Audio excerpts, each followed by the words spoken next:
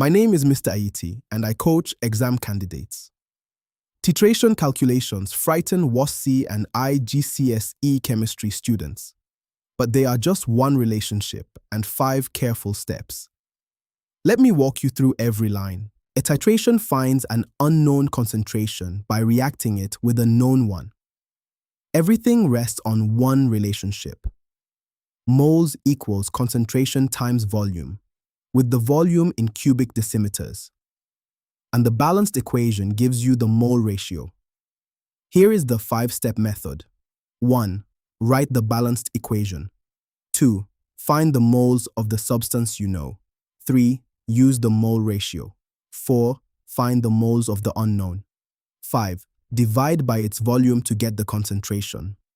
Let us work a full example.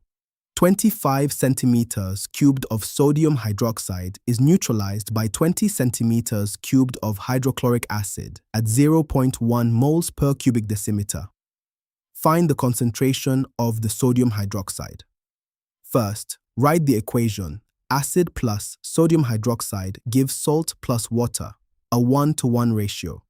Second, the moles of acid equal concentration times volume 0.1 times 20 over 1000, that is 0.002 moles. Third, because the ratio is 1-to-1, the moles of sodium hydroxide are also 0.002. Finally, the concentration equals moles over volume, 0.002 divided by 25 over 1000, which is 0.08 moles per cubic decimeter. Now, the trap that catches everyone. You must change centimeters cubed to cubic decimeters by dividing by 1000. Do it first. Use raw centimeters cubed and your answer is out by a factor of 1000. Now a harder case, where the ratio is not 1-to-1.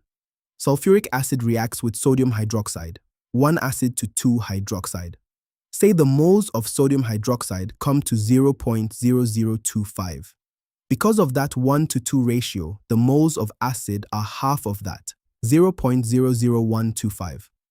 The ratio changes everything, so never skip the balanced equation. One relationship, 5 steps, and always mind your units.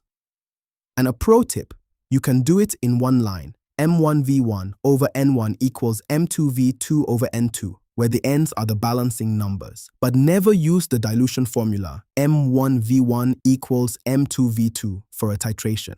So lock in that one relationship, follow the 5 steps, and never forget to convert your volumes. Now pause, rewind, and work example 1 yourself, line by line.